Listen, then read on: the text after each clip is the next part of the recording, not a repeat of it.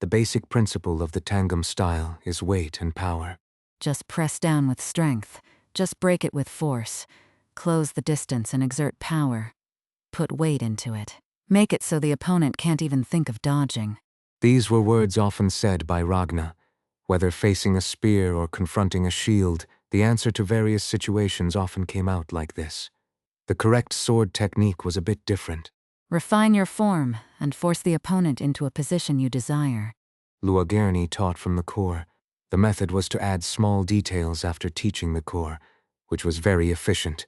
The saying that frog can sometimes be the best swordsmanship teacher was something Enkrid had heard countless times. There's a difference. There was a gap between himself and the platoon members teaching him. Not that the platoon members were bad either. For Enkrid, their style suited him better. Even though it was painful to roll around physically, it was easier. Rough but straightforward. It was a moment when he realized that he had become accustomed to learning in a rough and straightforward manner. In any case, Luagerni was a frog who knew how to teach properly, and Enkrid knew how to learn. He listened with all his might. The difference now was, I can keep up. there was a time when he couldn't do anything, even if he tried his best. Now, that time was just a thing of the past. The isolation technique is ultimately an art of controlling one's body at will. It is a skill imbued with the meaning of controlling even the smallest muscles as one wishes. To this, the sense of the blade and the focus point are added. The heart of the beast grants courage and composure. He suddenly realized These 4 things are the core of my talent.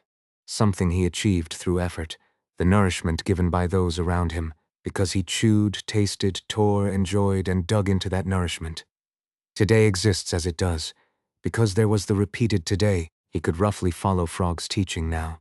That doesn't mean he became a genius. It just means he improved from before. Luagarn already knew of Enkrid's low talent, so she wasn't disappointed nor surprised. She was calm and silent. She just taught.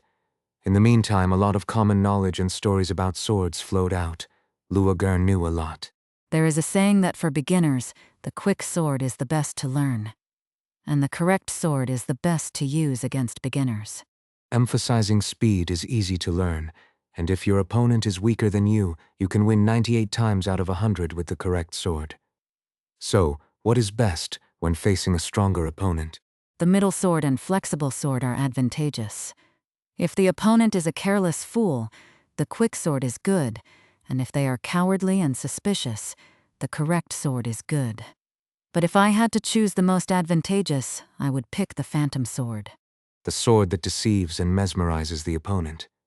Luagarni's words implied that all 5 forms of swordsmanship had their advantages, but there was no definitive answer.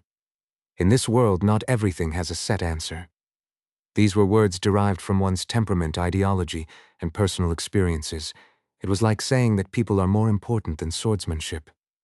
In conclusion, When you meet someone stronger than you, the person who is quick-witted and fast on their feet has the best advantage.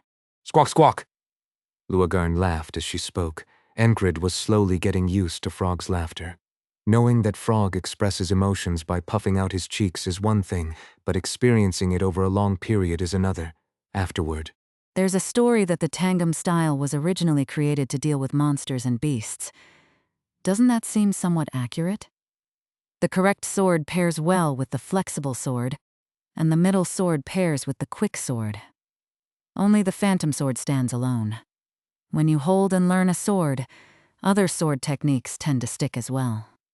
But the best approach is to learn them all in a rounded manner. Your standout skills will naturally improve further. But it seems you're not quite there yet, so you'll need to train more diligently. she offered advice without holding back, viewing things from a subjective perspective. When you cut the wolf beast earlier, you should have struck horizontally, not vertically. Then you wouldn't have that mark on your left arm now. I told you to shift your weight onto your right foot and let it slide using the flexible sword style. To be more precise, it should have been like this. She repeatedly demonstrated and offered advice after battles. All right, like this. Try it again. Block it this time. The training continued repetitively. Luagarn wielded her sword, replicating the same scenarios, and she didn't slow her pace. The teaching happened during meal times, Early mornings, night watches, and before bed, making use of every available moment. Every moment Enkrid focused and learned deeply. Your reaction was slow. You saw it, didn't you? You should have dodged or blocked it with your sword. This was during a fight against 3 hyena beasts. In groups, they were among the most dangerous creatures, but 3 were manageable, so he stepped in. The fight ended with just a scratch on his side. Yet, Luagern pointed out the flaws. Enkrid accepted them. I thought about something. A thought that started from her words. When the same thing is pointed out repeatedly, one naturally starts to recognize the problem. The sense of evasion. Something Jackson had taught him but hadn't yet mastered. He called it coordination, didn't he? The more he learned, the more there was to do, learn, and train. One of those things was something he hadn't yet fully grasped. The sense of evasion. With improved dynamic vision, he could now see the enemy's movements much more clearly. For instance, he could anticipate the trajectory and target of a ghoul's arms swing with a swoosh. The correct sword shines by predicting the opponent's movements. Seeing it made it predictable. He swung his sword accordingly. As he thought, he brought the sword down from the right side, drawing a long arc. The blade caught on the ghoul's arm, splitting it. He lifted the swung sword above his head, twisted his wrist, and brought it down in a vertical slash. The ghoul's head was split vertically. Enkrid's sword split the ghoul's head and cleaved its collarbone. The sword stopped precisely at that point. Enkrid deliberately stopped it with force. It wouldn't have been proper to split it down to the heart in front of Frog. He kicked the ghoul away and pulled out his sword. The fight ended with just 2 slashes. Not bad. That was Luagern's assessment. From that point on, Enkrid focused intently on the sense of evasion and the basics of the correct sword technique, the sense of evasion. I can't grasp it at all. He understood the concept and learned the training method.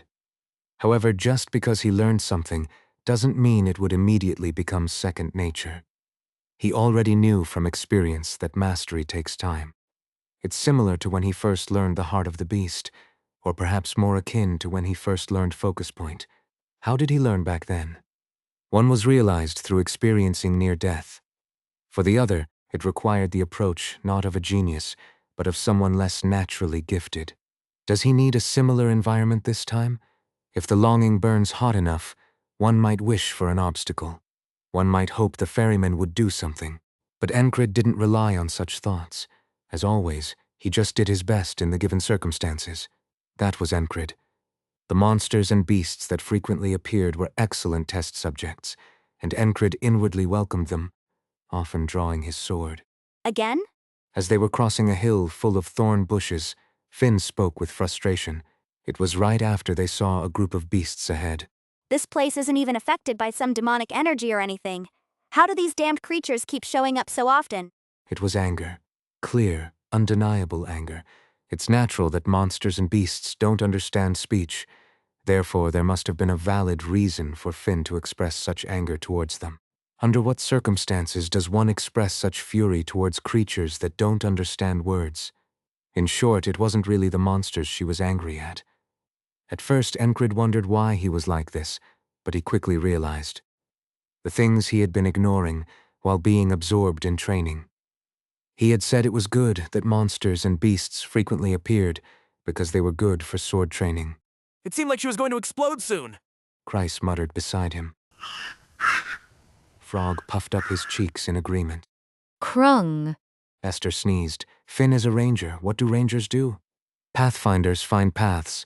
Mapmakers create maps. Rangers lead the party along safe routes.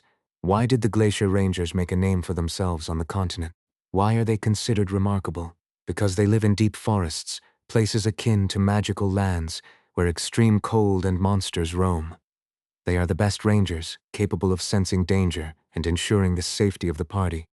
There are even those who hire Glacier Rangers to gather herbs or rare metals from within the glacier lands. Finn is not a Glacier Ranger, but she also had a certain pride in her work. However, monsters and beasts kept appearing wherever they went. It was understandable for her to feel that her abilities were being questioned. How many days has it been since we left? Enkrid glanced at the angry Finn and then spoke up. 3 days! Kreis, who was quick on the uptake, answered. If they walked diligently, it would take 20 days to reach the frontier village. By carriage, it would take 6 to 7 days along the main road. Though there were dangerous paths scattered throughout, having a ranger with them meant the journey could be relatively fast and safe. Before they set off, Finn had nudged Enkrid in the side and said, If we were in a carriage, we'd just ignore the slow-moving ghouls, but on foot, that's impossible. But, don't you think you're lucky to have a ranger like me with you? The image of Finn smiling as she spoke, and the now very angry Finn overlapped in Enkrid's mind. She had a right to be angry. It's not your fault. At Enkrid's words, Finn sighed and replied. Ugh, I just don't know what to say anymore. She felt frustrated. Even now, why had she chosen the thorn-covered hill? Monsters and beasts typically avoid inconvenient paths, so they thought this area would be the same. It was a path where thorny bushes blocked the way. It wasn't easy to navigate without cutting through with a hand axe, yet here were the beasts before them, their thick hides notwithstanding. They had come this far, braving the thorns. These were the spotted hyena beasts commonly seen around here. One of them was even limping for some reason. There were also some dropping blood here and there. This isn't normal, muttered Frog. To Finn, it sounded like an empty consolation. Enkrid didn't concern himself with that. Instead, he focused on the beast's movements. Rather than launching an attack, the beasts first showed signs of caution. As they heightened their wariness and prepared to fight, Enkrid also prepared himself for battle. He set down his backpack and drew his sword. I'll handle this. Stay back. Enkrid stepped forward. There were 8 hyena beasts in total. It wasn't a small number, even with one of them limping. It was quite a lot. Typically, a group of beasts was considered dangerous, but no one was worried. In the past 3 days, they had seen Enkrid kill many beasts and monsters. This wasn't a significant battle. Once again, Enkrid got scratched on the shoulder and almost had his thigh bitten, but he cleverly used his shin guard to kick one hyena's head, quickly getting out of trouble. 2 of the 8 hyenas headed toward the group. One had its head split into 3 by Esther's claws. The other was kicked by Luagarn, sending it flying momentarily like a bird. It was an impressive technique. Kicking a creature into the air without bursting its stomach required a delicate balance of strength and skill. Enkrid took care of the rest of the hyenas. They continued on their way. Oh, seriously? Finn's frustration grew. This time it was a group of striped hyenas. They're coming out like crazy, seriously. Kreis clicked his tongue. They had encountered so many by now. Enkrid drew his sword again. It had been 20 days since they left the city. They were at a stream, about to wash up, when a group of around 13 hyena beasts appeared. It wasn't a crisis. They had endured even when surrounded by a pack of lycanthropes. Hyena beasts couldn't compare to lycanthropes. Snap. Frog also provided support. The whip cracked sharply on the ground. I should loosen up my hands before they get rusty. Luagarne said. She was right. This was just a warm-up. Thud. Esther struck the ground with her front paw. She seemed to be indicating that she was ready too. Of course, they hadn't forgotten.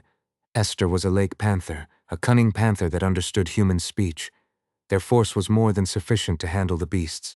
After defeating the hyena beasts, the group found a stream, washed up, and pulled out some jerky to eat.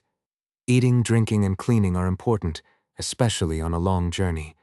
Catching a cold could significantly increase the difficulty of the journey. This flavor is amazing. Finn seemed to be feeling a little better, thanks to the seasoned jerky. Luagarne ate dried fruits and some edible larvae she had prepared. She also caught and ate a few insects resembling cicadas. It wasn't off-putting. They were well aware that this was Frog's meal. Insects make the body strong, she said, chewing on dried larvae. There were no facilities at the border guard for Frog, so that meal was Luagarne's own preparation. As long as they were satisfied with their food, that was enough. In that regard, Esther also enjoyed the jerky, chewing it a few times before swallowing, nodding in satisfaction. Is that really a panther? At this point, you might as well call her a human. Everyone filled their leather bottles with water and drank. The stream's water was clear and refreshing. As they followed the road and crossed a small hill, Enkrid caught an unpleasant scent. The smell of blood. It was the smell of death, of battle, the smell of blood and metal, the scent of the battlefield. As they crossed the hill, the source of the smell became visible. They saw the scattered corpses of beasts. There were beasts resembling wolves, snakes, and goats. The numbers weren't small. The wounds showed signs of being cut, struck, and torn by weapons. There were many other corpses that were torn to pieces. They also saw traces of wild dogs that had been eating the bodies. What are beasts? Beasts are animals that have been transformed by the influence of magic or demonic energy from the magic realm. Carnivorous and aggressive animals are more easily and deeply influenced and transformed. Even so, There are many. just as Finn had angrily remarked, how could there be so many beasts in a place that wasn't even a magic realm? They counted about 30 bodies scattered around. The magic realm is a land where humans cannot trespass. It's the origin of monsters and beasts. Several kingdoms had tried to purge it, only to weaken and fall prey to neighboring countries. It's widely speculated that something in the core of the magic realm is producing these monsters. Of course, if this were near the magic realm, this number would be considered insignificant. After this, they did not encounter any more beasts. I want to say this is normal. Finn muttered. She also saw the bodies of beasts lying dead everywhere.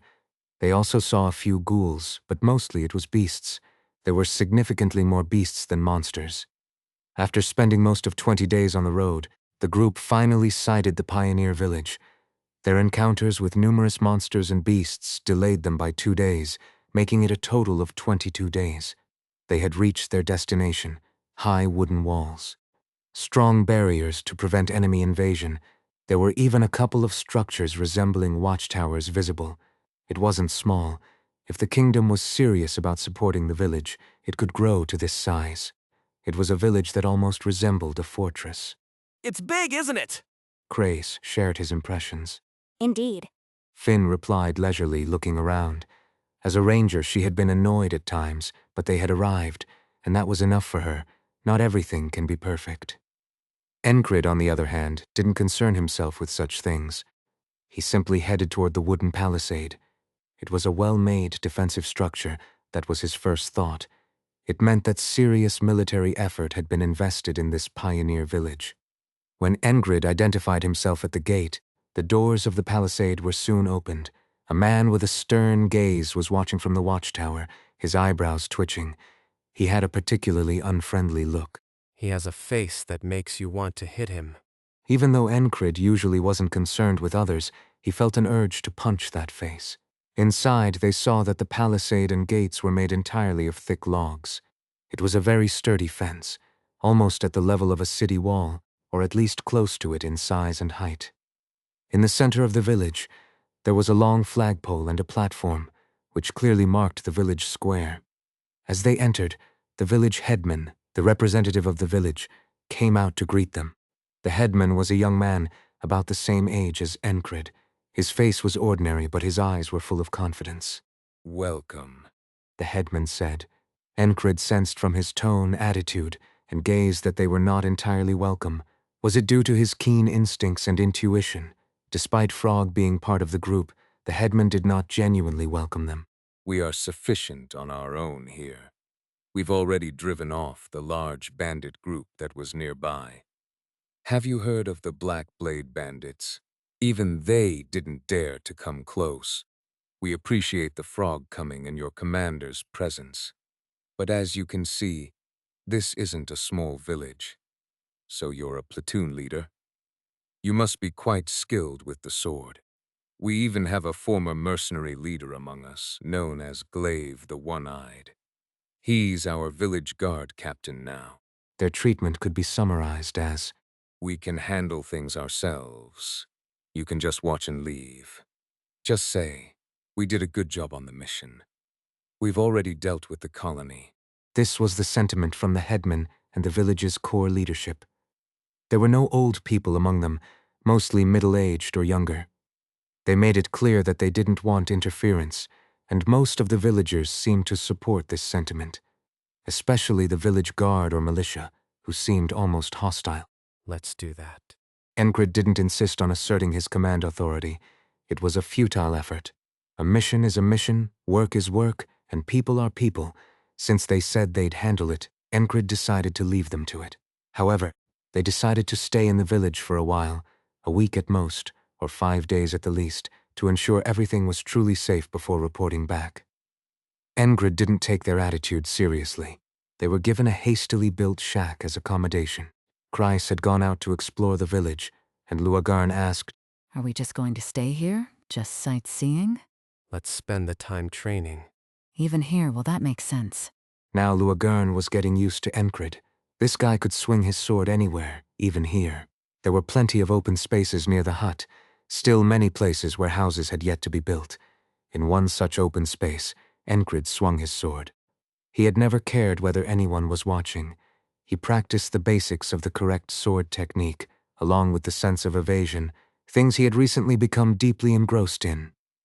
As he continued to swing his sword, everything he had learned began to flow through his body naturally. Swinging and swinging again, he stepped into a world where he lost himself, and only the sword remained. In this state, Enkrid reflected on what he had learned from Luagarne during their journey. Enkrid began to swing his sword more vigorously. Meanwhile, Kreis was busy exploring the village. He expected to be shunned as an outsider, but surprisingly, he blended in well. That's a skill in itself. Luagarne thought. Kreis was adept at reading people and knowing how to appeal to them. While wandering around, he would say things like, Would you like a cigarette? offering a hand-rolled cigarette to gain favor. In doing so, he struck up a friendship with a bearded man near the quarry. You've done a great job. It's risky to come all the way here, isn't it? To a pioneer village, wow. A real man, aren't you? With just a few words, he won the man's goodwill. He's got a good way with words, Luagarn noted. Such people were quite common in the kingdom. Politicians, nobles living on state stipends, and administrators. Will he fit in? Given the usual understanding, the journey here had been harsh and dangerous. Though the group's strength meant they hadn't faced significant threats, it was still remarkable to see Kreis immediately engaging with the community so actively. Frog's gaze wandered, searching for the rest of the group. Esther, the panther, rested its paws on the windowsill of the hut, staring intently at its master. Finn was inside, catching up on much-needed sleep. Luagarn had nothing in particular to do. When there was free time, assisting Enkrid with his training was the natural choice, so she did that. As she watched, memories of past connections began to surface, specifically the so-called geniuses who had passed through her hands. Every single one of them had been like the offspring of dogs. Yes, that's right. The offspring of dogs, indeed. That seems to be enough for now. Do I need to learn more? I have an appointment at the salon this evening. Do you like me? Because I have no intention of engaging in some kind of spiritual love with Frog, so it would be nice if you could leave me alone. This is my limit. I can't do more. Talented people were all similar. Even with minimal effort, their bodies would absorb the skills, making intense, bone-crushing training unnecessary. Spitting blood from hard training was difficult for them. They merely rushed to complete the training hours. Born with bodies that were incredibly efficient, they became like wells dried up of willpower. In the end, mastering the sword means controlling the body and making it move as intended. That is the basic requirement. Those born with such talent quickly absorbed skills after a few tries, but they weren't used to hard work. Thinking about this made her cheeks puff out involuntarily. So, if they had the basic requirements, what should they do next? Well, what should they do? They should swing their swords diligently, run and roll. But were there really such people? They were extremely rare, very rare. Even though most were like that, there were exceptions. God isn't fair. The memories that surfaced weren't melancholic, but weren't particularly happy either. Her first lover, a man who always gave his best without thinking about tomorrow. Training is fun. The words he had said came to mind. Luagarn reminisced. She had been young then, much more passionate than she was now. Of course, just because Frog was aging didn't mean his desires would wane. They were hedonists, a combat race that lived according to their own desires and wants. As her thoughts drifted, another man filled her vision. Seeing him, she spoke involuntarily. Is it fun? Lost in her memories, Luagarne asked. Enkrid glanced at Luagarne and nodded slightly. Yes, it's fun. Luagarne saw a man drenched in sweat. He had black hair and blue eyes, different from her former lover. He was also remarkably talented. If he had lived, if the unfairness of the gods hadn't burdened him, he might have become a knight. But the man before her wasn't him. Yet, why did they seem to overlap? It was just a memory, a faded past, a memory that had become pain instead of pleasure. Being a frog, Luagern discarded the unpleasant memory. Living in the present, giving in to desires, and keeping promises was enough for her. Captain. Chryse approached, calling out to Enkrid, breaking Luagern's brief reverie. Chryse spoke up as he arrived. It's quite serious here, isn't it? They're planning a quarry, a training ground, and even barracks. There's talk of some noble backing them. Not even half a day had passed, and he had gathered a lot of information. Chryse raised a finger towards the sky, indicating that a higher power was involved in the village. Indeed, without such support, such scale would be difficult to achieve. What about the defenses? Enkrid, nodding, asked, what would happen if a large horde of beasts attacked? The original mission was to deal with a colony of beasts. The granted command meant to use the village militia, but if that wasn't possible, could the village handle the colony on its own? Would they be safe if more trouble arose? Given the responsibility, he had to be thorough. Chryse wasn't just wandering aimlessly. He seemed to have good synergy with Enkrid. Just a look from Enkrid, and Chryse knew what to find out. They're well prepared. The former mercenary leader seems to have trained them well. I'm not an expert, but they have discipline, which means they won't easily fall apart. The guys in the watchtower, their eyes are sharp. They speak kindly, but have a fierce look. The watchtower, those eyes, that face. He didn't particularly like it. It felt like they might have been mercenaries who also did some banditry. Maybe they were. Anyway, it seemed there was nothing to worry about. So what should they do? In that case, Captain, maybe we should look for treasure. Luagarne. Enkrid interrupted Chryse before he could finish and called for Frog. Freed from her reverie, Frog rolled her bulging eyes. Let's spar.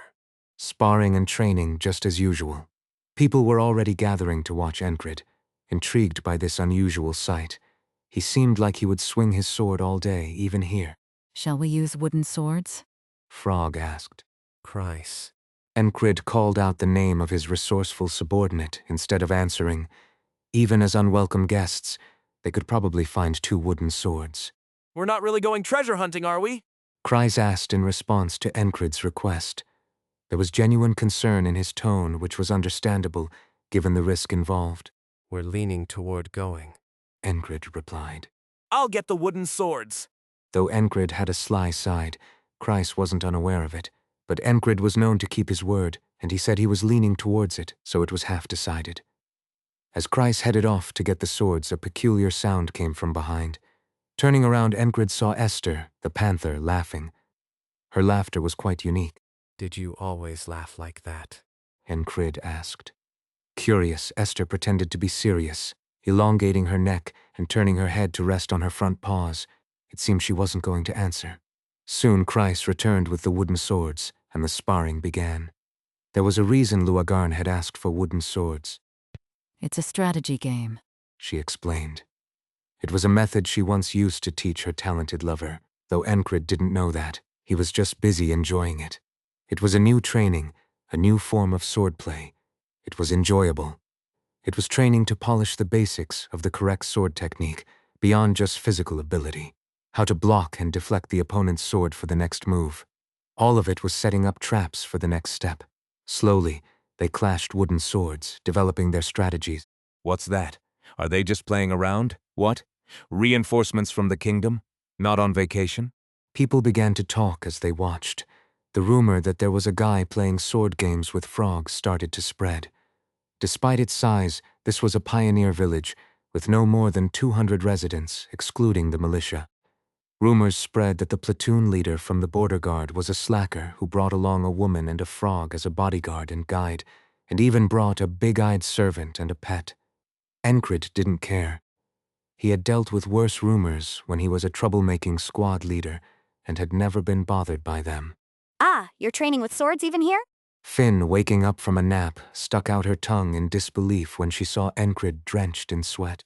Day 1, while Enkrid was engrossed in training, the village chief offered dinner. He brought various foods to the hut. Please eat. The person who brought the food was a red-haired woman, perhaps a couple of years younger than Enkrid. He's not doing this with bad intentions.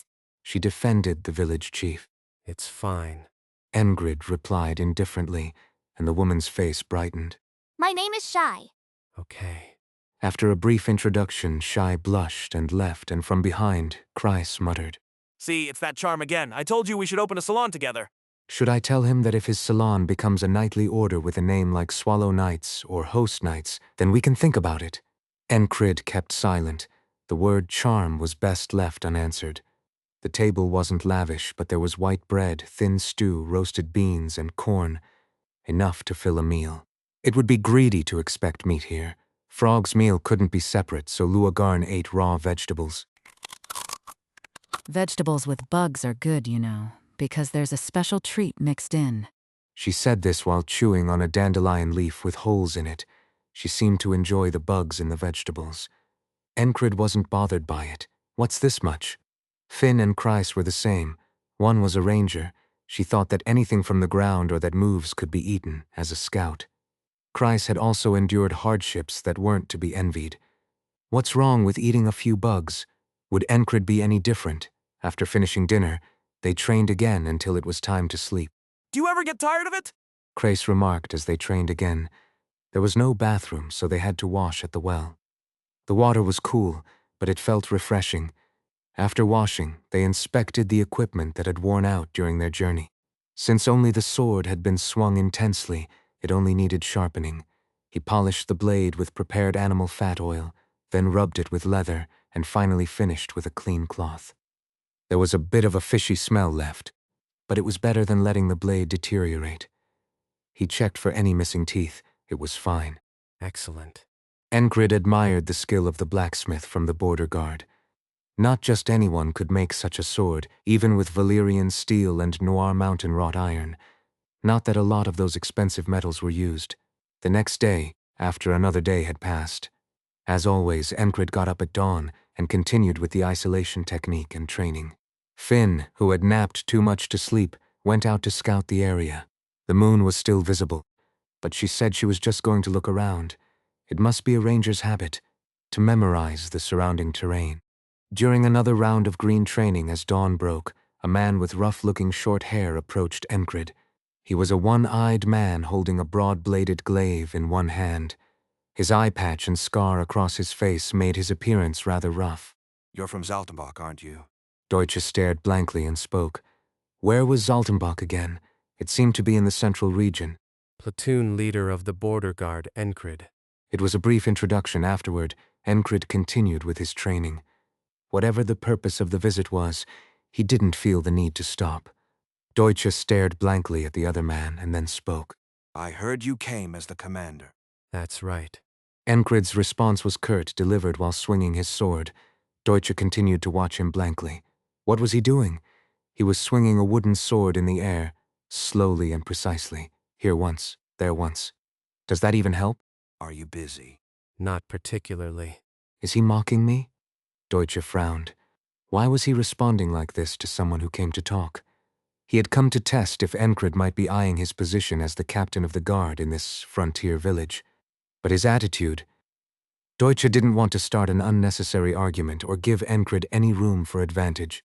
Hold back. So he had to hold back.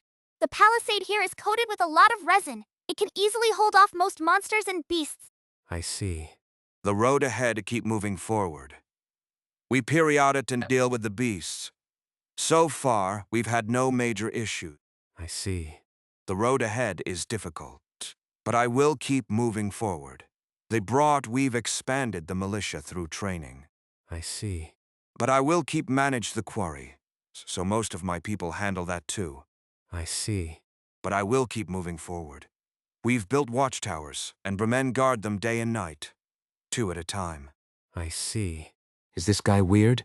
It was natural to start thinking that. Enkrid had been sent as the commander, and Deutsche wanted to check if the border guard intended to exert any pressure on the village. But Enkrid seemed completely uninterested. At the very least, shouldn't he have some comments about the village's defenses? Was he dismissive because he thought the village militia was insignificant? Usually, people would try to find flaws, point them out, and use them to solidify their command. Deutsche felt like all his plans discussed with the village chief were unraveling. This guy seems strange. His eyes didn't seem normal even from the beginning. He appeared to be staring blankly into space, with a vacant expression, even while swinging his sword. What's going through his mind while he's doing that? Playing around with frog and wooden swords, was that really what he was doing, or what exactly was he here for? Complicated thoughts swirled in Deutsch's head. Finally, he spoke. Half and half. Finally, Enkrid glanced over and replied, was he really here to train? Of the monsters forming forward. I see. Forget it. This guy's not normal. Deutsche realized that at least Enkrid wasn't here to take over his command. Whatever his plans were, time would reveal them. Captain, there's a monster. Just then, a subordinate called out to him. The man was a recent recruit, quick and sharp. He was an excellent subordinate, attentive to details. Oh, right. Deutsche turned away. Enkrid continued with his training. Deutsche resumed his duties, keeping the village's defenses strong and vigilant against the surroundings. The monster colony had been dealt with before Enkrid's group arrived. Just a pack of hyenas. What was the big deal about 20 hyenas? They didn't know. The number of monsters Enkrid had slain on his way here, the corpses of beasts littered along the path to the village, or that an entire band of Blackblade bandits had been wiped out. Simply put, I expected the bandits to cause trouble. Deutsche waited for the bandits, hearing daily reports. Usually, when there's a frontier village, bandits swarm in drooling as if there's treasure hidden. But there was no sign of them. It was quiet. Everything was progressing smoothly. Is luck on our side? It seemed like the goddess of luck had winked at them, and they hadn't even noticed. On the third day after the border guard's arrival, bang, bang, bang, bang, the bell rang, piercing the dawn mist with its alarm of an enemy attack. Is it bandits? Deutsche leaped up and grabbed his weapon. He was ready to showcase his skills as the one-eyed glaive. He burst out of the door. Deutsche couldn't finish his sentence as he drew his weapon to block the attack. Metal clashed with metal. The impact of an axe blade on his glaive reverberated through the walnut wood shaft, shaking his hand. With a shout, he struck the axe-wielding creature with the shaft of his glaive. The struck creature was thrown to the side. What's going on? Deutsche was shocked. He hadn't even put on his armor, and the place was swarming with monsters. Grah. The fallen creature let out a strange cry. It was a gnoll, a monster with a long upper body and spotted patterns all over. If just one had broken in, it wouldn't have been a big deal. He would have simply smashed the head of the one who rang the bell. After dealing with it and reporting, it would have been over. Why cause a fuss? But if about 6 gnolls and some hyena beasts had broken in, you could ring the bell, but you'd be angry if they showed up right in front of you. Can't handle this, an ex-mercenary group. But now what is happening? Fight, don't retreat. Shoot. Just shoot them down. Help me. The sounds of desperate cries for survival and the final gasps of the dying filled the air. In the chaos, Deutsche caught glimpses of his subordinates, but it was impossible to tell their condition. There were many, hyena beasts and gnolls were pouring in like a tide. With a guttural growl, the number of gnolls in front of Deutsche grew to 5. Gnolls tend to work in groups. The growl was a call for more gnolls to engage Deutsche. Take this. Deutsche fought fiercely. He faced 4 gnolls with hand axes and 1 with a spear. His glaive split the heads of 2 gnolls when... Grah.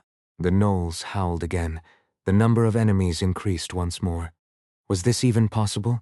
Deutsche felt no. He was certain of his impending death. He was at the brink of an inescapable abyss. Enkrid had a long-standing habit of waking up at dawn. Time is short. While others with exceptional or average talent swung their swords once, Enkrid had to swing his 10 times. If that wasn't enough, he'd swing it 100 times. If that wasn't enough, 1,000 times. Even though there was no guarantee of reward for such effort. But through small, continuous realizations and the teachings of Luagarne, hints of consideration began to surface. He sought out and chewed on these insights, savoring the flavors of his understanding. His sword moved, and for Enkrid every day was a new experience. It had always been this way, but recently it was even more so. Especially since he had experienced sudden insights even while practicing the isolation technique. Coordination. It refers to the body's ability to respond the moment it perceives something. It's a difference in reaction speed. The sense of evasion technique is based on this. It's difficult to internalize this skill through regular training. So, what did he need? Even if I die, I will do it. He needed a resolve, a determination to do something even at the risk of death. When the heart of the beast provided not calmness but boldness, Enkrid realized something. All it would take is a small trigger. Just as he finished organizing his thoughts, grah! A moment of ominous air spread, and as the blue light of dawn faded, screams echoed from the front. Bang, bang, bang, bang! The emergency bell rang. And attack monsters. Monsters. Huh? Enkrid had been focused solely on his training, while Kreis spent the spare time exploring the village. The palisade is pretty sturdy. If something happens, we could hold out for quite a while inside the village. We don't have siege weapons like trebuchets or mangonels, but the palisade is quite strong. It seems to have been built with endurance in mind. The conclusion is this. This was Kreis's answer to the question of whether the village could be in danger. It's fine. If something happens, reinforcements from another city will arrive soon. If we hold out, we could last over a month here. This was despite the presence of a colony of monsters. But that's not right, Big Eyes. Enkrid muttered. The sound of footsteps pounding the ground, the dust kicked up by the running monsters and beasts. There was a horde charging forward without even pausing for breath. The number of beasts and monsters was so vast it was pointless to count. Exchanging howls, they ran along the paths made by humans. An axe from a knoll crashed down onto a market stall. The splintered wood shattered and scattered. Arg. A human scream layered over the scene. It was a horde of gnolls and hyenas. The dangers of the monster gnolls flashed through his mind. First, they operate in groups. Even a single gnoll leads packs of hyena beasts. That's troublesome. Second, each individual is formidable and not to be underestimated. Third, gnolls often pair up with hyena beasts. Thoughts were thoughts. Actions were actions. Enkrid drew his sword and stepped forward. Behind the hut where he stayed, there were villagers at work. The militia, or where Deutsche and his men were, was in the village center, so there were not many available fighters here. Huh? Uh-oh? From behind Enkrid, a quarry worker who had come out to relieve himself fell back in fright. Lua. In his urgency, Enkrid shouted half of Frog's name as he swung his sword. As the creature wielding a crude spear rushed forward, Enkrid's sword drew an arc, slicing through the spear shaft and the creature's chest in one swift motion. Slash! Thud! The sounds rang out simultaneously as the creature's chest split open, spilling thick black blood characteristic of monstrous beings. Blood oozed from the creature's yellow fur. Enkrid swung his sword, splattering the blood from the spotted pelt. The creature, chest split open, gurgled and frothed black blood from its mouth. A whip followed, catching the neck of a hyena-like beast that had lunged at a fallen worker, sending its head flying. It soared through the air, landing amongst the creatures. One fell off a rooftop with a clattering sound. Lua's a name called by lovers, isn't it? Said Frog, now wearing chest armor. Her gaze briefly passed over the creature's corpse. Though unintentional, she had struck its heart. She looked away indifferently. Frog, with her extensive experience, showed her seasoned nature. She was the teacher of the correct sword technique and an experienced fighter. Hey, I have to go. She suddenly said. Where? Despite the situation, Frog announced she was leaving, suddenly. A cult. She gave no time for questions. Lua's cheeks puffed up, a gesture expressing emotions like anger and regret, but Enkrid couldn't understand it. Lua charged forward, launching herself with a thud, leaving a fountain of earth in her wake. Frog moved swiftly, leaving after her wizards. Hyena-like beasts blocked her path, but it was futile. Frog, a green blur, charged ahead. With a thunderous noise, the creatures flew in all directions. It seemed surreal, a feat of immense strength. Possible only for someone like Frog, who ignored minor injuries. Enkrid focused his gaze where Frog was heading. There was something there, or rather someone familiar. A figure he had seen over the past 3 days, always sticking close to that leader named Deutsche. Before the stunned worker, Esther stood firm. Enkrid averted his gaze again. The area was teeming with creatures and hyena-like beasts. It was no time to be curious about the cult or anything else. What is this? Muttered Kreis behind him. There was no time to respond. The creatures were rushing towards Enkrid. Huh. Exhaling, Enkrid planted his left foot, twisting his ankle, knee, and waist as he slashed with his sword. The mid-cutting rotation cleaved the approaching creature, black blood and entrails spilling out. The bisected body flew to Enkrid's left, momentarily halting the creature's advance, but only briefly. One creature, stepping over the corpse, swung a battle hammer. More creatures followed, tongues lolling and drooling. Enkrid stood alone, without armor, wielding only a sword. The situation was dire. They keep coming! Cries shouted as Enkrid took another deep breath and raised his sword. There was no time for words as the chaotic battle began. In this world, some things couldn't be ignored, and some deeds couldn't be forgiven. For Luagarne, the cult was such a thing, a group of fanatics believing their god lived in the demonic realm, a target for an unyielding vengeance. The moment she saw the cult, Luagarne's mind went blank with rage. Though she had extensive experience, enough to utter the word heart, she was still a frog, a creature driven by the desires and urges boiling within her chest. It was the cult that had killed her first lover. She had sworn back then to her heart to kill every cultist she encountered. For Luagarne, this was more important than anything else. Kill them all and return. That was the goal, but she stopped. The cultist had been more cunning than expected. Damn frog. The fleeing cult member smirked bitterly. To an observer, it appeared as such. Had she fallen into his trap? No, it was time to break their arrogance. However, she couldn't immediately return to Enkrid. Don't die. She could only hope. Right after Luagarne left, the monsters surged forward like water from a broken dam. Enkrid stepped forward to buy time, but it was futile. There were simply too many enemies. With a strange growl, a creature swung a small battle hammer at his head, a weapon tipped with iron spikes. Getting hit would do more than just hurt. He stepped back and swung his sword upwards in a reverse vertical slash. Enkrid split the creature's jaw and skull in half vertically. Then he struck a hyena-like beast's head with the pommel of his sword, which leaped at him from the left. The hyena fell to the ground, and Enkrid felt the distinct sensation of crushing a walnut, indicating its skull had been shattered. There was no time to check how well it had cracked. Now from the right, 3 gleaming blades came at him. The creatures were remarkably coordinated. In a split-second decision, Enkrid swung his sword 3 times. If he couldn't block, he could at least strike down the blades. Focused, Enkrid's eyes shone as he slashed through 2 of the blades. Enkrid managed to deflect 2 of the incoming blades, but as he twisted his body to avoid the remaining one, a spearhead suddenly thrust into his abdomen. Reacting quickly, Enkrid brought his sword down, slicing through the middle of the spear shaft. He managed to stop the spear from going deeper, but then a hammer came down on his shoulder from another enemy. There was no way to block it. Even with heightened senses, it was impossible to detect every attack in such a chaotic battle. The blow came from a blind spot. Stopping after being hit meant death. Instinct and intuition urged him to act. Enkrid allowed himself to fall back, using his weight to his advantage. He switched his grip on the sword, stabbing backward with the pommel towards his left shoulder. A heavy impact and a gurgling sound came from the creature behind him. Pretending to fall, Enkrid quickly sprang up and swung his sword to the right. Another hyena-like beast was rushing towards him. The first creature aimed for his throat boldly, but the following hyena-like beast was relentless.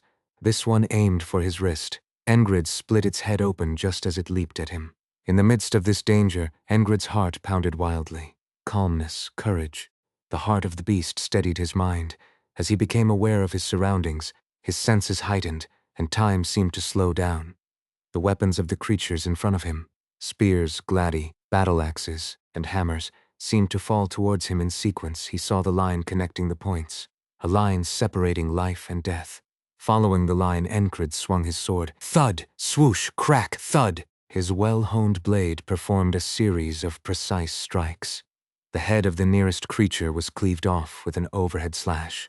The second one had its throat cut, as Enkrid smoothly brought the sword down from the first strike. The third creature was struck with a downward slash, cutting through its collarbone and down to its heart. The fourth was slashed diagonally across, cutting through its ribs and stomach, spilling its entrails. The remaining 3 suffered similar fates, all struck with lethal blows. In an instant, Enkrid had killed 4 creatures. The ground was soaked with the monster's black blood. The creatures were known for their persistence. They used their comrades' deaths as opportunities to strike from behind with spears. The hyena-like beasts added to the relentless assault. Failing to attack his wrist, they targeted his thigh, and after that was thwarted, they went for his shin. It wasn't just a couple of them. Counting their numbers seemed pointless. There was no room to worry about others. Enkrid focused all his energy on what he could do, slashing, stabbing, and striking repeatedly. The mid-cutting sword technique flowed naturally, cleaving through the heads and bodies of the beasts. Despite battling and killing dozens of them, the number of creatures and hyena-like beasts around him remained unchanged. Even with his calmness, he couldn't help but feel breathless, his heart pounding in his chest. Moreover, strange new enemies appeared among the creatures. These were larger, standing a head taller than the others. Naturally, they were stronger and more challenging to deal with. Most of the creatures were smaller than Enkrid, but these anomalies were even larger than him. One of them approached, swinging a wooden club with nails embedded in it from above. Grah. I can't dodge it. In that split-second judgment, he made the best decision he could. Jump. Enkrid, having prepared for this moment but using his trump card sparingly, unleashed it now. Drawing on the heart of might, he swung his sword upward without hesitation. A deafening explosion echoed. The mutated creature's club flew skyward, as if struck by an explosion spell. Seizing the moment, Enkrid sprang forward, reaching for the creature's neck. A single thrust of his hand turned into a piercing light, creating a hole in the mutant's throat. The thrust and withdrawal were one swift motion. He had to act quickly. Losing his sword would mean losing his only weapon. 2 more mutants charged from the side, their yellow eyes gleaming with malice and greed. What could he do against those eyes? What could he possibly achieve? He didn't know. All he could do was keep swinging his sword, and that was everything. Esther sensed that something was wrong. There are too many. It's a large-scale colony. It was a word indicating the sheer size of the group. It was too late to run. Her panther eyes scanned behind her, witnessing the massacre carried out by the monsters. Sa, save me. A man couldn't finish his plea before a gladius pierced his neck. Another was bitten alive by hyena beasts. Stab, stab. Gnolls stabbed fallen corpses repeatedly. The monsters exuded a vile delight. It all happened in an instant. The humans had no chance to escape. The walls were high. Once the monsters breached, it was no longer a human village but a platter for monsters. There was no place to flee. Some humans ran towards the watchtower, hoping to buy some time by reaching higher ground, but it was futile. It's not just the monsters. Esther's eyes narrowed. On the watchtower, a former mercenary was laughing while shooting arrows. He aimed at the humans, trying to climb up, and thunk, thud. Each hit, a person fell to the ground, becoming food for the hyena beasts. Those trying to climb the tower met the same fate. Esther felt a foreboding sense enveloping her mind. Grah. She decided to reveal some of her power. She crushed a gnoll's head with a powerful kick. Leaping forward, she slashed and clawed at several hyena beasts. Thud! Stab! Crack! Her claws cleaved through skulls. Esther rampaged, killing a dozen, but the wave didn't end. This wasn't a colony that a small group could handle. It was a disaster-level colony, an abnormal monster colony that would undoubtedly cause significant problems within the kingdom. Someone's behind this. Esther was a wizard with a realm of spells. Her intuition told her that this was a planned event orchestrated by someone. However, there wasn't much she could do at the moment. While thinking, she kept moving, quickly realizing her limits. There were simply too many enemies. If they stayed, they would die. They needed to escape. That was her conclusion. How about using a bow? We need to break through the front, Captain! It was Kreis, also known as Big Eyes, shouting. Somehow he had drawn a short sword. A resourceful friend indeed. It was surprising that he had survived with just a short sword, but then again he was staying near their captain, who was cutting through the enemies like a storm. He was holding the line right at the boundary. The creatures prioritized the most threatening targets, which meant Enkrid. He was a crucial person for Esther. He fought like a legendary hero, slashing, stabbing, and killing the incoming creatures with a single sword. Grabbing near the ricasso, he crushed a creature's head with sheer strength, much like fighting with a half-sword technique. It was an incredible display of power. If there had been more time and less danger, it would have been a sight to behold in amazement. This is not good. Even if she was a wizard with a realm of spells, there was little she could do in her panther form. Fighting alongside them? That would just mean dying alongside them. Esther climbed onto the roof of a nearby hut. She silenced her presence and watched the man. She decided to observe for now. I will avenge him. She made a resolve, a determination she hadn't made for anyone in her life. Without fully realizing it, Esther vowed revenge. Enkrid didn't count the number of enemies. He just swung his sword, over and over again. The monsters charged at him endlessly, and human screams echoed in succession. No, at some point the screams disappeared, leaving only the stench of blood and the cries of monsters and beasts. The fight had started at dawn, and now it was noon. The sun had passed overhead. Enkrid couldn't block all the attacks. A hyena beast's head, detached from its body, was clamped onto his left thigh. His left arm hung limp. While his right hand was still functioning, his right foot was not. His toes had been smashed by a hammer, causing his body to sway. His vision became slightly blurred, and yet, the monsters kept coming. There were no more pleas for help or screams from somewhere nearby. Dragging his foot, Enkrid swung his sword. He had overused the heart of the beast, causing his muscles to scream in pain. From morning until past noon, he had been cutting down gnolls and hyena beasts for almost half a day. The number exceeded 100. If anyone had known, if anyone had seen, it would have been a terrifying sight, but he was the only one left here. Ah, Christ. Taking a step back, he stumbled over something. It was a corpse so damaged it couldn't even groan as its stomach was torn open, spilling its intestines. It was a familiar face, Kreis, with beast bite marks on his cheek. His face was ruined. He always claimed his face was his greatest asset. Finn had gone out on patrol today. Lucky for her, since she'd probably run away if she saw this situation. At least Finn wouldn't die. The rest were probably all dead. Maybe. Today again is a wall.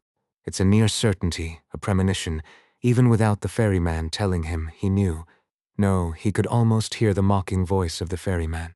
Thinking you can surpass the wall just by training your sword.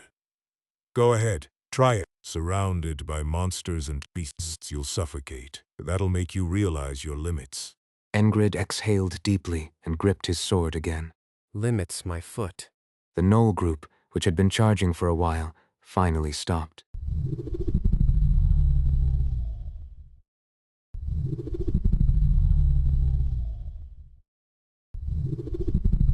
A rough cry erupted. Then the group of monsters parted to the sides. From the middle of the parted group, a gnoll emerged. It walked out with the typical hunched posture of gnolls, its back arched with its spine protruding upwards. It wasn't a giant with an extra head or anything unusual. It didn't wield any extraordinary weapon either. It was just an ordinary gnoll. The only difference was that its fur stood more erect, and its mouth was longer than the others. In its hands were 2 daggers, reflecting the sunlight as they gleamed. Whatever was coated on them made them shine. The gnoll's appearance made the growling even louder. The air resonated with the sound, hurting Enkrid's eardrums. He raised his sword before his eyes, feeling his arms tremble. It was the overuse of the heart of the beast. This is it. Enkrid felt a bit unjustly treated. What was this? He had just woken up and intended to do some training when suddenly monsters came at him like a tidal wave. And now here he was. The glowing yellow eyes of the gnoll before him stared at Enkrid. Enkrid's blue eyes, reminiscent of a lake, stared back at the gnoll. Blue eyes and yellow eyes acknowledged each other's presence. In a colony of monsters, there is always a leader. You could tell just by the atmosphere. This gnoll was the leader. The leader, holding daggers in both hands, twitched its nose. Then its snout split into a grin. Was that a smile of confidence in victory? Was the gnoll smiling? Was that right? Enkrid pondered for a moment before deciding to ignore it completely. It wasn't a pleasant sight, but what did it matter whether the gnoll smiled or not? He just reflected on the events that had transpired during this desperate battle. I practiced the correct sword technique so thoroughly. Well, he had tried to master the basics. It was unlikely to yield any immediate results. Especially when facing monsters, the correct sword technique was difficult to employ. It was, after all, a tide of monsters. They aren't opponents that you can just play around with using swordsmanship. Luagarn had once said that the correct sword technique was the most disadvantageous when facing monsters. To break through a tide of monsters alone, one would need to be at least of knight level, or at least a squire knight. So, was there nothing to gain from this desperate struggle? No, there was something. Enkrid smiled. As always, he discovered a new clue, and that brought him joy. Countless spears, blades, and monsters, what he felt while facing them. If I can move forward even at the risk of death. The sense of evasion couldn't be acquired through mere training, but now he glimpsed its faint outline. His body bore countless wounds, bitten, cut, slashed, and struck. He felt it all in every moment. He thought about it each time he was hit. Why did he get hit there? Why couldn't he dodge it? Reflecting on it while fighting, Enkrid pondered and recalled, perhaps recognizing Enkrid's smile, or perhaps simply disliking the atmosphere. The gnoll leader closed its split mouth and charged. With a swift push off the ground, it dashed forward with frightening speed. It lacked weight, but the speed was such that it could easily remind one of a squire knight. Without training in dynamic vision, it was a speed that could easily be missed. Even now it was barely avoidable. Enkrid barely twisted his body, half squatting as he dodged. Gnolls wield weapons, but they don't use any particular swordsmanship. The gnoll's attacks were simple and straightforward. If they weren't, dodging would have been impossible. Enkrid gripped his sword with both hands and slashed upwards. His body was a mess, so he couldn't deliver his best strike. But he hadn't expected the gnoll to dodge so easily either. With a quick movement, the gnoll leader retreated as fast as it had charged, leaving an afterimage. Enkrid's sword cut through empty air. Between the gnoll's yellow fur, its black spots appeared and disappeared like a fleeting shadow, then reappeared right before his eyes. The gnoll had dodged the sword and charged again. This time, Enkrid had no way to dodge. The dagger stabbed deep into his thigh. It felt like a red-hot poker being driven in, the searing pain spreading from his thigh throughout his body. As the dagger pierced his thigh, Enkrid tried to grab the gnoll, but it retreated once again. His empty grasp cut through the air. The gnoll backed away and watched Enkrid. It circled him slowly, keeping him at the center. Drawing out time? At this moment, why? What kind of monster is this? At that moment, Enkrid realized. You bastard. Instead of smiling, Enkrid showed admiration. The dagger stuck in his thigh, coated with something that gleamed. A dull, throbbing pain and simultaneous nausea overwhelmed him. It wasn't something he could endure. It was only natural to vomit blood, and whatever he had eaten, poison. The dagger had been coated with poison. Cunning bastard. The gnoll knew its strengths well. It was faster in both hands and feet, and had quicker reactions than the other gnolls. It knew that even a scratch on its opponent would lead to victory. The gnoll knew how to fight, and knew how to win. With that, Enkrid collapsed to the ground. Luagarn isn't coming back. He had wondered if holding on might bring help. It wasn't hope or dependence, just an acknowledgement of reality. Knowing that no help was coming, that was enough. It was the end. He realized he had to endure alone and prepared for it. Afterwards, he experienced pain like never before. The gnoll with the dagger poked Enkrid's body here and there as if playing. Enkrid, poisoned, suffered for over half an hour before he died. Darkness, blackness, and then the ferryman again. The correct sword technique? Do you think that would work? You've become a dinghy surrounded by waves of monsters and beasts. What could he say? The ferryman's response was so predictable. I see.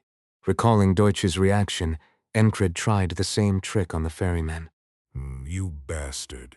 The ferryman seemed to guess Enkrid's intentions immediately and got angry. Waking up again at dawn, Enkrid prepared his armor first. Clanking as he moved, he gathered the remaining sword, various throwing weapons, and armor, feeling the heavy weight pressing on him. It brought a sense of stability.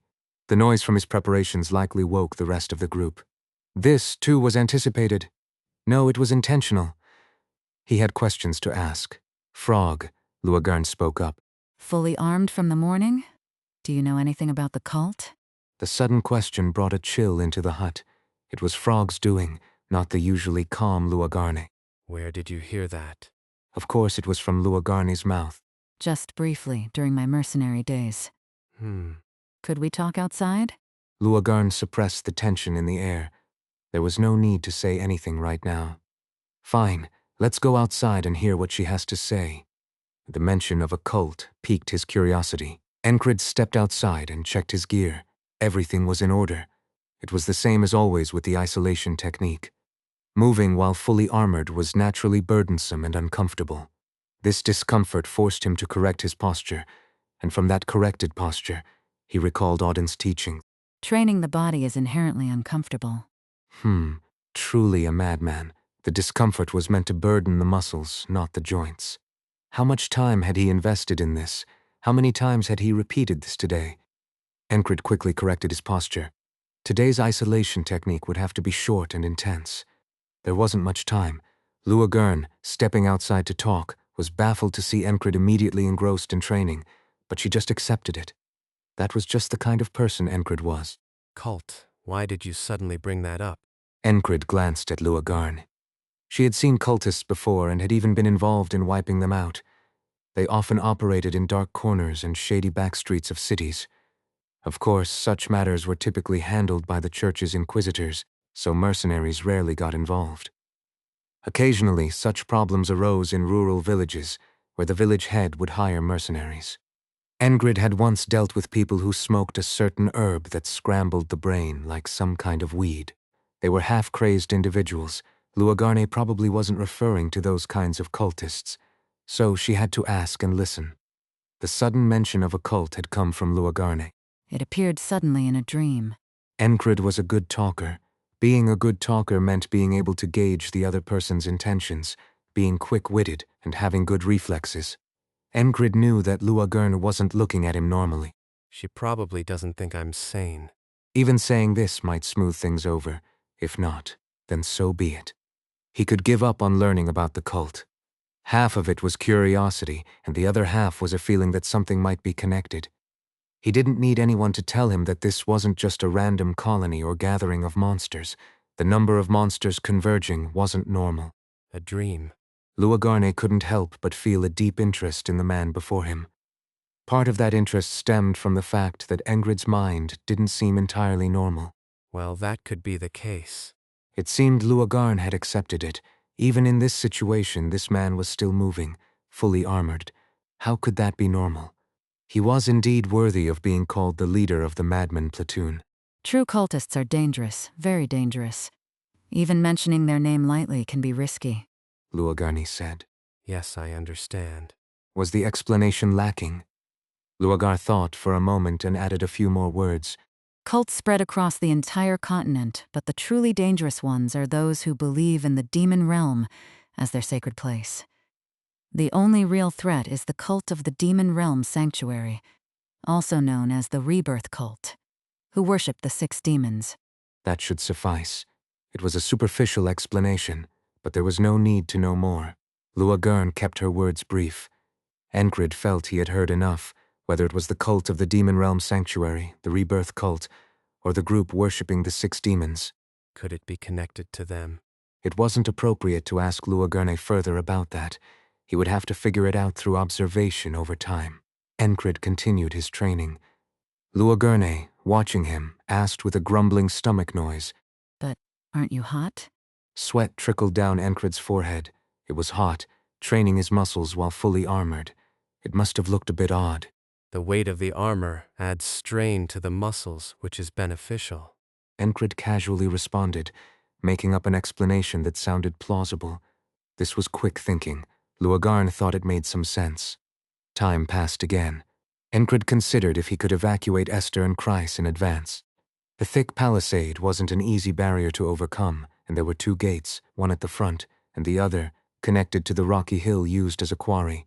Send them to the back? But the back gate was securely closed. Kreis had mentioned that they never opened it during normal times, and tried to keep the quarry area hidden. Are they hiding something? It didn't matter. Enkrid didn't push his body too hard. He relaxed slightly, yet sweat still dripped to the ground. The day was hot. Even in the morning, wearing such armor made him sweat, and swinging a sword added to it. waiting like this for the horde of monsters and beasts. It was as if the ferryman was asking, What can a lone human do in the face of an oncoming wave of monsters? No, it wasn't the ferryman's question. It was Enkrid asking himself, what can a human, standing alone, really do? There was much, things he had realized, things he had recalled anew. Within the wave of monsters, he could train his senses. Reaction training, judgment training based on quickly incoming information, training the ability to contract muscles instantly, and training crisis control by maneuvering his body against multiple blades. Everything was training. Hadn't he realized this before, when facing the wizard Resha, the lycanthrope colony, and the ambush unit of Aspen? He resolved to use everything he had as he moved towards tomorrow, making the most of today. He had committed not just to getting through today, but to fully utilizing it, so he would do just that. Enkrid steeled himself inwardly. With the blade of his mind as a foundation, he held his sword forward. Thus he faced a new day. Enkrid turned his back on the dawning sky. Soon, a loud noise was followed by the cries of the gnolls.